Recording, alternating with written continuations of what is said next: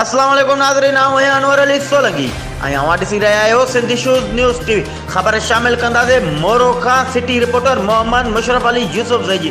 पाकिस्तान तहरीक इंसाफ सिंध जे अॻुवान focal person अमान काज़ी मोरो press club में press conference कंदे चयो आहे त पीपल्स पार्टी जे अॻुवान सूबाई वज़ीर ज़ियाउल हसन लंजार मूं मथां कूड़ा इल्ज़ाम हया आहिनि ऐं धमकियूं ॾिनियूं आहिनि। हिन वधीक चयो त असां टिनि ट्रांसफार्मरनि जी सियासत न पिया कयूं, असां 1 अरब रुपयनि जा वापडा में कम कराया आहिनि जंहिं सबबु माण्हू पीटीआई में शमूलियत करे रहिया आहिनि। असां शहर जे मसइलनि ते हमेशह हक़ीक़ी सियासत करे ख़िदमत कई आहे। 13 सालनि खां इक़्तिदार में रहंदड़ सरकारी खॾुनि समेत म्यूनसिपल जी प्रॉपर्टी ते कब्ज़ा कया विया आहिनि। म्यूनसिपल जे समय मुलाज़िमनि हूंदे बि शहर खे गंदगी जे भर चाढ़ियो वियो आहे।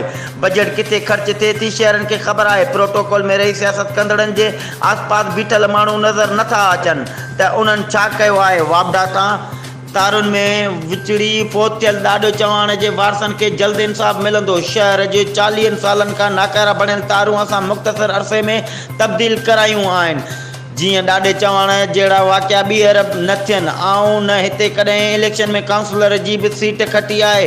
पोइ ख़ौफ़ छाजो, केस करण जूं धमकियूं ॾिनियूं वञनि थियूं।